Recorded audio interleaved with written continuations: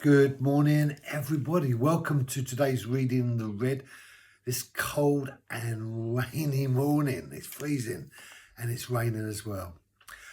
Mark chapter 8 and verse 5.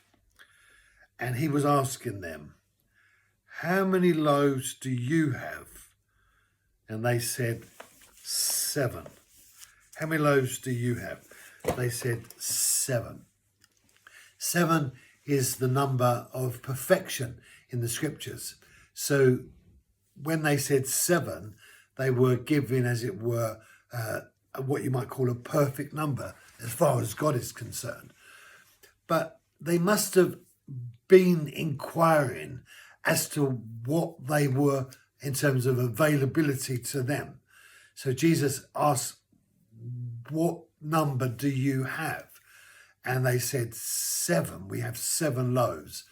And so they must have already investigated the journey as to what they had to provide.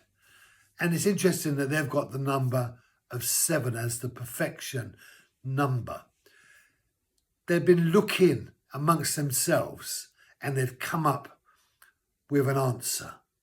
Brothers and sisters, sometimes what we have to give to God may well be a representation of perfection in our own eyes.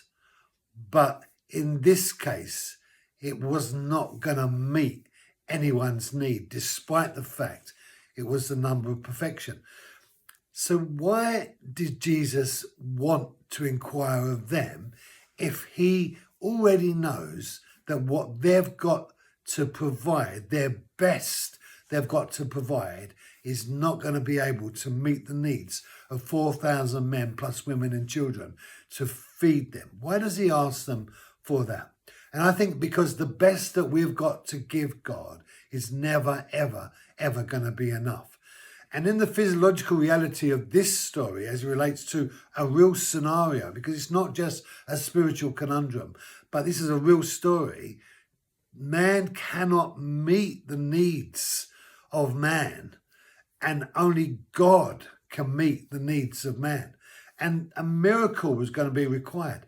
And it's really interesting to see how Jesus develops this miracle by not just magically appearing enough food for everyone, but he takes what he has already provided in the earth to bring about sustenance, bread, takes the number 7, the 7 loaves of bread, and he begins to use what's provided for already by God, because it was God who sent the seed to produce the wheat, to make the bread, to give the food. So God had already provided another way. It was a natural way to man. But then he does what is supernatural in that he multiplies the provision that is already provided in another form. And I've found in my lifetime, many times during the scriptures, that we want these magical experiences to happen, and they just don't happen in that way. Now, there are some incredible things that go on, just completely unexplainable. But often God will take what is already provided and use what is already provided in order to bring about the wholeness and the blessing, in order to bring about the meeting of the need. And in this case, God meets the needs of the people with the provision that is already provided for in the seed that was given to make the bread in the first place. And the great miracle of this is that he brings multiplication to the provision that is already provided. And we'll carry on tomorrow. God bless you. Have a great day.